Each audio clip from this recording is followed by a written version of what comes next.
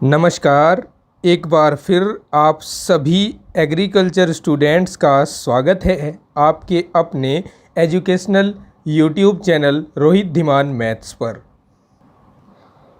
दोस्तों, आप सभी थंबनेल देखकर ही क्लास में आए होंगे, तो ये तो आपको पता चल ही गया होगा कि आज की क्लास में आप पढ़ने क्या वाले हैं। एग्रीकल्चर फिजिक्स एंड क्लाइमेटोलॉजी, और ये फिजिक्स के लिए हमारी पहली क्लास होने वाली है। इस क्लास में हम फिजिक्स को शुरू कर रहे हैं बिल्कुल शुरुआत से, चैप्टर नंबर 1 मात्रक, विमा तथा मापन से, यूनिट, डायमेंशन एंड मेजरमेंट से। तो स्टूडेंट्स, मैं हूं आपका टीचर रोहित धीमान। तो चलिए शुरू करते हैं आज की इस अपनी क्लास को। मात्रक, विमा तथा मापन को पढ़ने से पहले सबसे पहले आपको जान लेना है कि भौतिक राशि क्या होती है।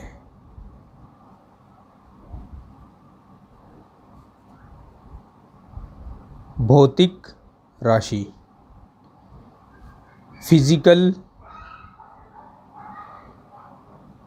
क्वांटिटी।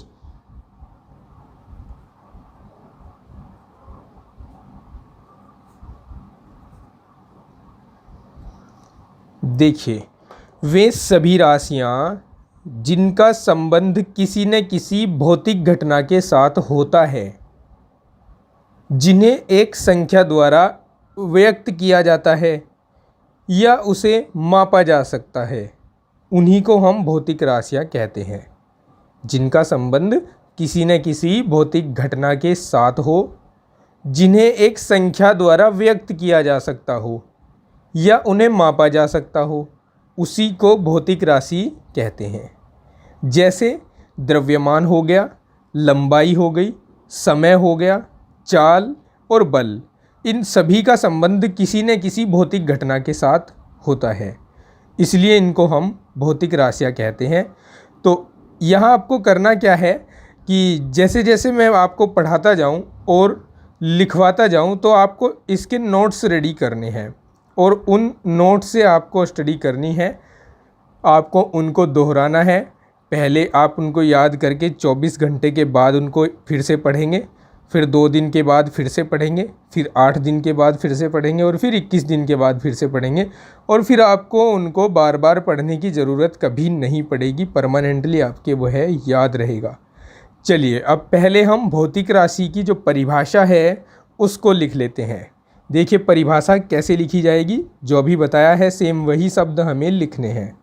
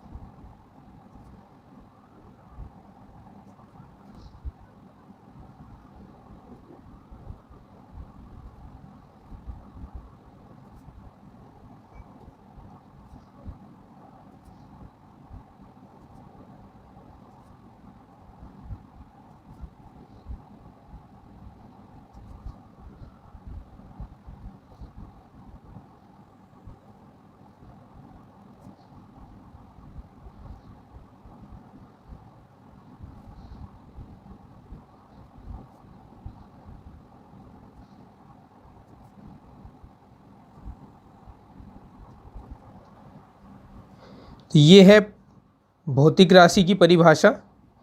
इसके बाद आता है मापन, यानी मेजरमेंट। अब मापन क्या होता है? किसी भी भौतिक राशि की उसके मात्रक से तुलना करना ही मापन कहलाता है। किसी भी भौतिक राशि की उसके मात्रक से तुलना करना मापन कहलाता है। मापन के लिए 2 बातें आवश्यक होती हैं। एक तो आप पहले समझ लो कि मापन के लिए 2 बातें आवश्यक हैं। पहली बात कि मापन के लिए मात्रक का होना आवश्यक है, और फिर आंकिक मान का होना आवश्यक है। इन दोनों के बिना हम मापन नहीं कर सकते। अब ये मात्रक क्या है और आंकिक मान क्या है और मापन को कैसे लिखेंगे, इसको समझते हैं आगे। मापन की अगर परिभाषा लिखनी हो तो हम इस प्रकार से लिखेंगे।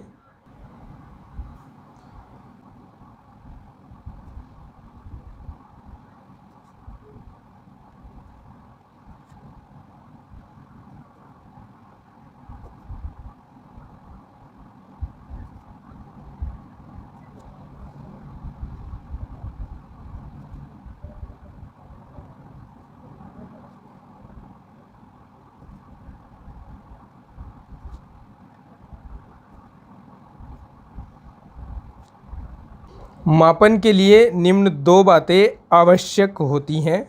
पहला, मात्रक यानी यूनिट।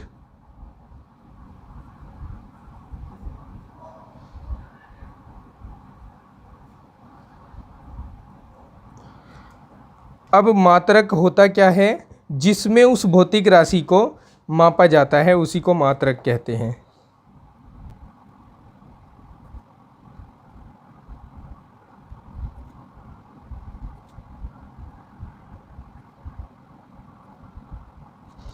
और दूसरी बात है कि आंकिक मान होना इसके लिए ज़रूरी है।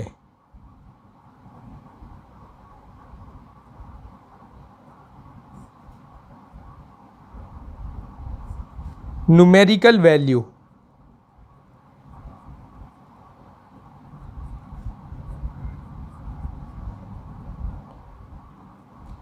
अब न्यूमेरिकल वैल्यू क्या है, यह बताता है कि भौतिक राशि के मापन में उसका जो मात्रक है वो कितनी बार शामिल है।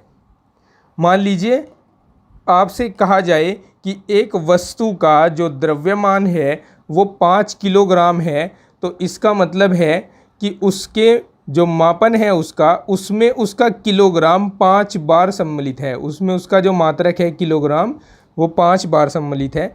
तो इसके लिए हम लिखेंगे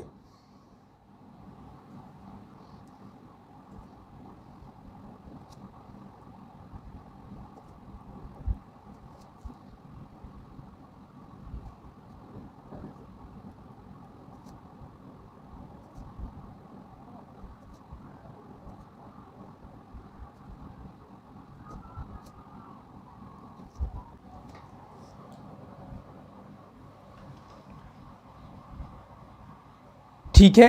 अब हम मात्रक की जो परिभाषा है उसको लिखेंगे। मात्रक की परिभाषा को जानेंगे।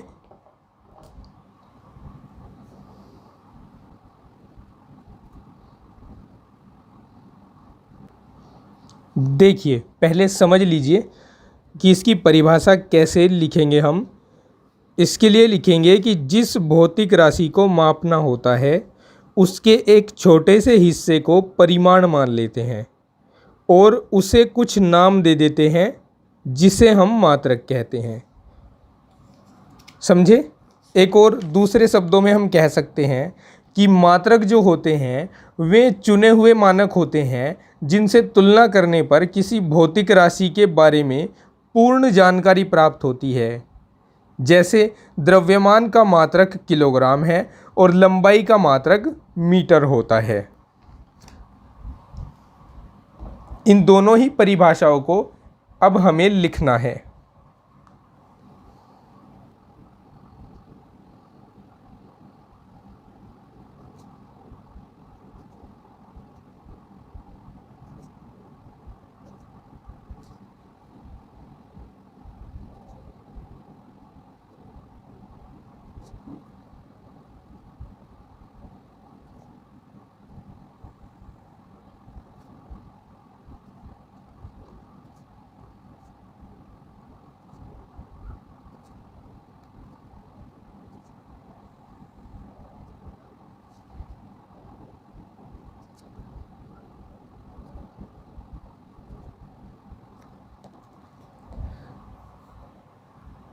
ये इसकी पहली परिभाषा है। दूसरी परिभाषा को हम दूसरे शब्दों में ऐसे लिख सकते हैं, अथवा करके लिखवा रहा हूँ। मात्रक में चुने हुए मानक हैं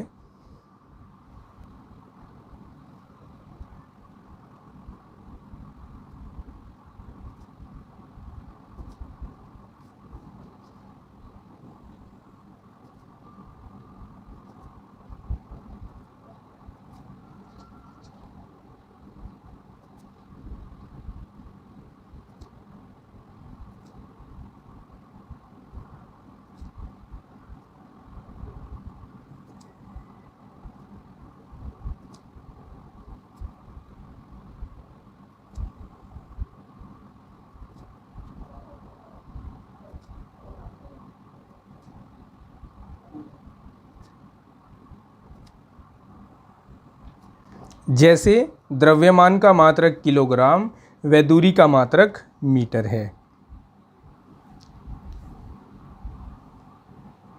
अब हमें जानना है कि मात्रकों की विशेषता क्या होती है। मापन में जो मानक मात्रक होते हैं उनके चयन के लिए क्या आवश्यकताएं होती हैं। मात्रकों की विशेषताएं अब हमें पढ़नी है।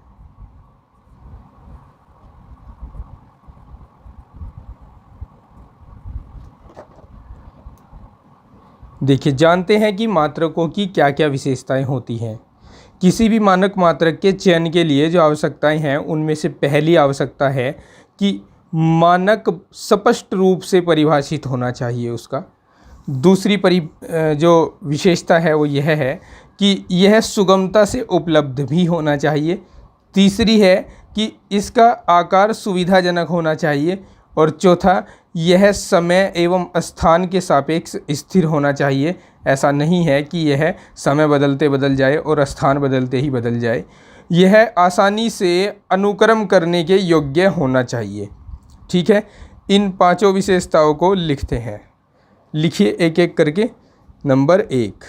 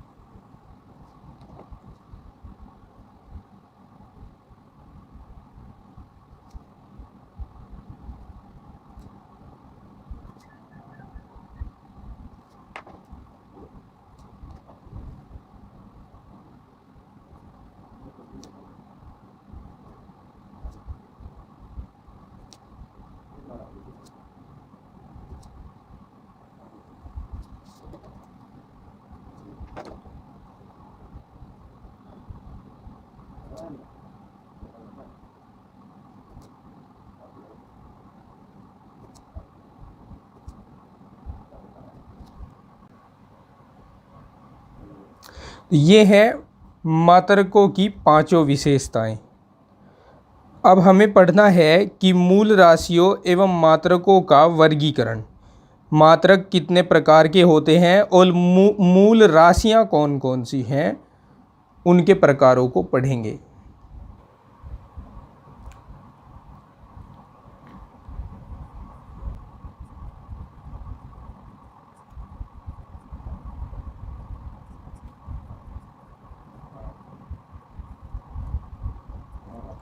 मूल राशियों एवं मात्रकों का वर्गीकरण। इसमें सबसे पहले हमें पढ़ना है मूल राशि। मूल राशियां, जिनको हम इंग्लिश में कहते हैं फंडामेंटल क्वांटिटीज।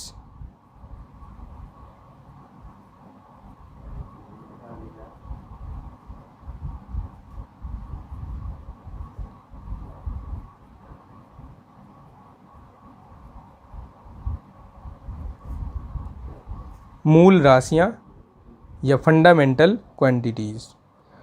देखिए, वे राशियां जो अन्य राशियों पर निर्भर नहीं करती वही कहलाती हैं मूल राशियां। जो स्वतंत्र होती हैं, दूसरी राशियों से व्युत्पन्न नहीं होती, जिनकी खुद की एक पहचान होती है। जैसे द्रव्यमान हो गया, दूरी हो गई, समय हो गया। ये सभी जो राशियां हैं वो मूल राशियां कहलाती हैं।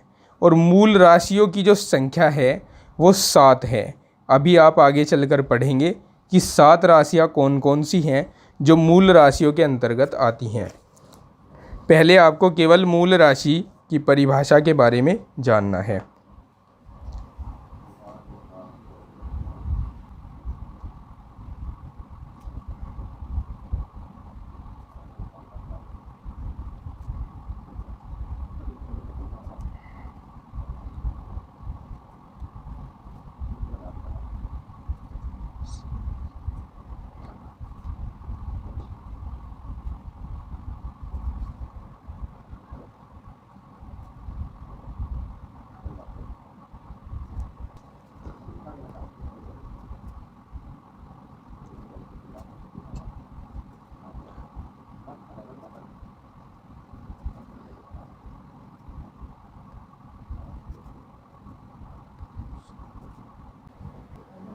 मूल राशियों को जानने के बाद हमें जानना है मूल मात्रकों के बारे में।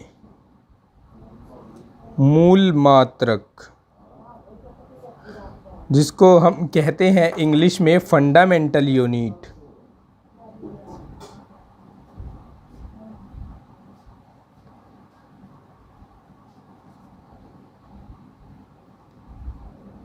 Fundamental unit.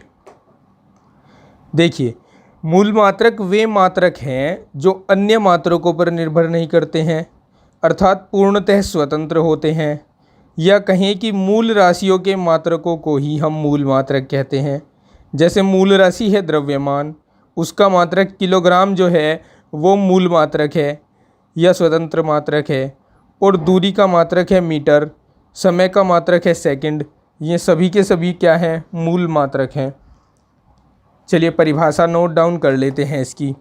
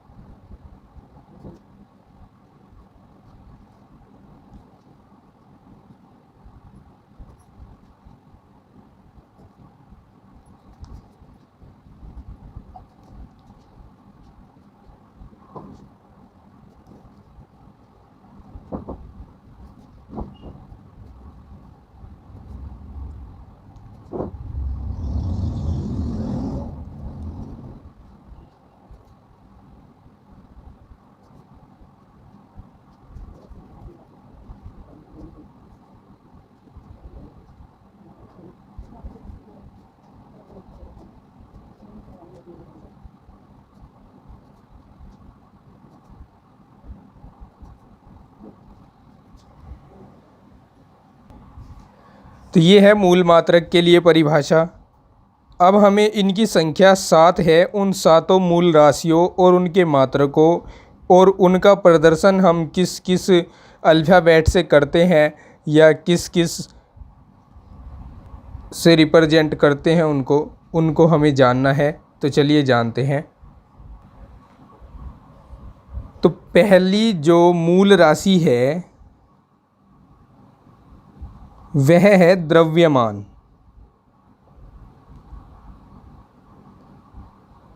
द्रव्यमान का जो मूल मात्रक है वो है किलोग्राम, और इसको हम प्रदर्शित करते हैं कैपिटल M से। दूसरी जो राशि है वो है दूरी। दूसरी मूल राशि है दूरी। दूरी का जो मात्रक है वो है मीटर, और दूरी को हम कैपिटल L से रिप्रेजेंट करते हैं। तीसरी जो राशि है वो है समय, मूल राशि। समय का जो मूल मात्रक है वो है सेकंड। सेकंड को हम समय को हम T से प्रदर्शित करते हैं इसमें, फिजिक्स में। फिर चौथी राशि है ताप। ताप का जो मूल मात्रक है वो है केल्विन। केल्विन को हम थीटा से निरूपित करते हैं, कैपिटल थीटा से। कैपिटल थीटा से निरूपित करते हैं इसको। पांचवा जो है, पांचवी मूल राशि है विद्युत धारा। विद्युत धारा। विद्युत धारा का मूल मात्रक होता है एम्पियर, और एम्पियर को हम प्रदर्शित करते हैं कैपिटल A से। छठी जो राशि होती है वो होता है ज्योति तीव्रता। ज्योति तीव्रता। ज्योति तीव्रता को इसका जो मूल मात्रक होता है वो होता है कैंडिला। कैंडिला को हम CD से निरूपित करते हैं। और सातवीं और अंतिम मूल राशि होती है पदार्थ की मात्रा।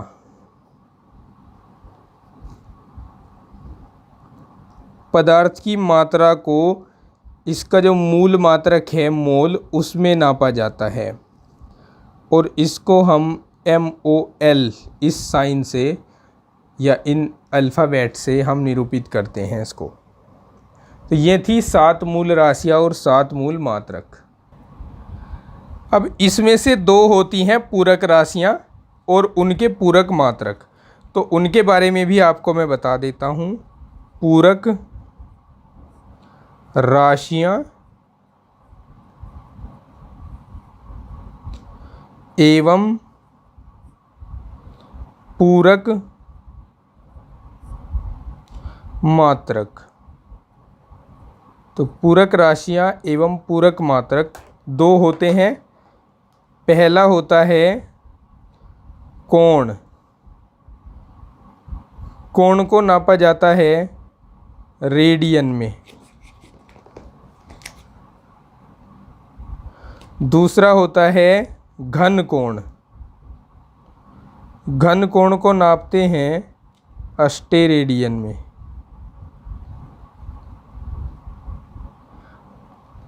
ठीक है, ये दोनों पूरक राशियां हैं और ये पूरक मात्रक हैं। इसके बाद व्युत्पन्न राशियां रह जाती हैं और व्युत्पन्न मात्रक।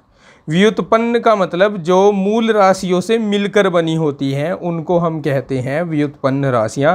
और व्युत्पन्न मात्रकों का मतलब जो मूल मात्रकों से मिलकर बने होते हैं उनको हम कहते हैं व्युत्पन्न मात्रक। एक एक करके इनके बारे में जानते हैं वीडियो में आगे। व्युत्पन्न राशियाँ, डिराइव्ड क्वांटिटीज़, वे राशियाँ जो अन्य राशियों जैसे मूल राशियों से मिलकर बनी होती हैं व्युत्पन्न राशियाँ कहलाती हैं।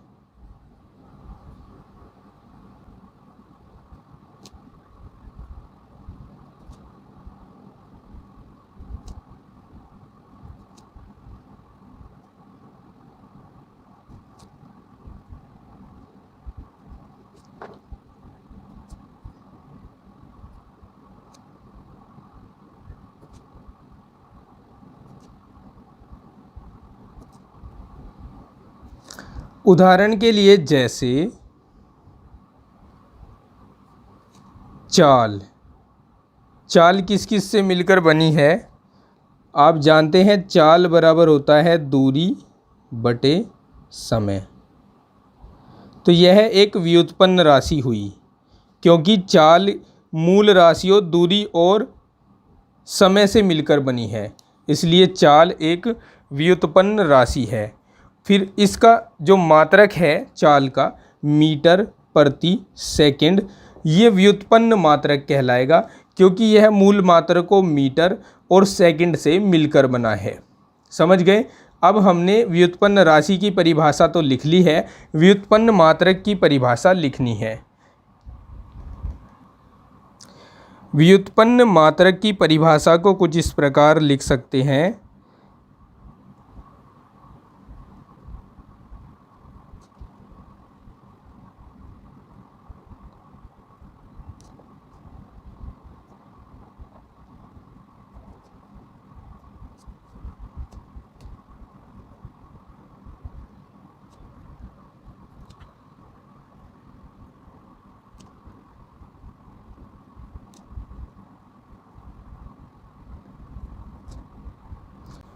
ऐसे मात्रक जो अन्य मात्रकों, और अन्य मात्रक कौन से? मूल मात्रक, मूल मात्रकों से मिलकर बने होते हैं, व्युत्पन्न मात्रक कहलाते हैं।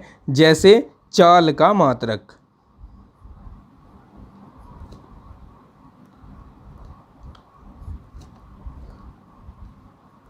मीटर प्रति सेकंड, मीटर और सेकंड से मिलकर बना है इसलिए व्युत्पन्न मात्रक है। और एक और उदाहरण बताता हूँ, त्वरण का मात्रक। त्वरण का मात्रक है मीटर पर सेकंड स्क्वायर, मीटर प्रति सेकंड स्क्वायर। ये मीटर और सेकंड से मिलकर बना है इसलिए व्युत्पन्न मात्रक है।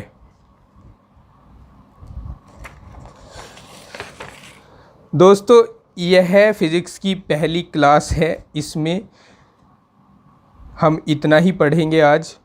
अब मैं क्लास को समाप्ति की ओर ले जा रहा हूँ।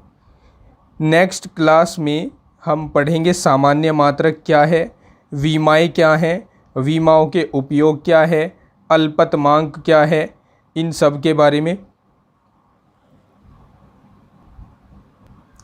जाने से पहले आपसे बस इतना ही कहना चाहूँगा कि अगर आपको कंटेंट पसंद आया है और आप चैनल पर नए हैं, चैनल को आपने अभी तक सब्सक्राइब नहीं किया है तो चैनल को सब्सक्राइब कर लें, और जो पुराने मेरे व्यूवर्स हैं इस पहली क्लास को लाइक शेयर करें और कमेंट करके बताएं आपको यह क्लास कैसी लगी।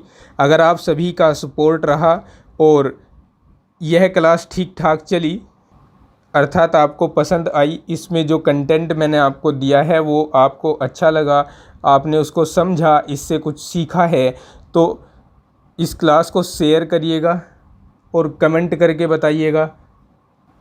आप सबका साथ रहा तो और भी क्लासेस फिज़िक्स की अपलोड होती रहेंगी और आप उससे लाभान्वित होते रहेंगे। आपका जो भी सवाल या सुझाव है, कमेंट सेक्शन आपके लिए खुला हुआ है, कमेंट करके अपना सवाल पूछ सकते हैं। मैं पूरी कोशिश करूंगा कि आपके हर सवाल का जवाब दे पाऊं। तो दोस्तों मिलते हैं नेक्स्ट क्लास में, तब तक के लिए अपना ख्याल रखिए, चुस्त दुरुस्त तंदुरुस्त रहिए, पढ़ते रहिए। Take care, bye bye, have a nice day.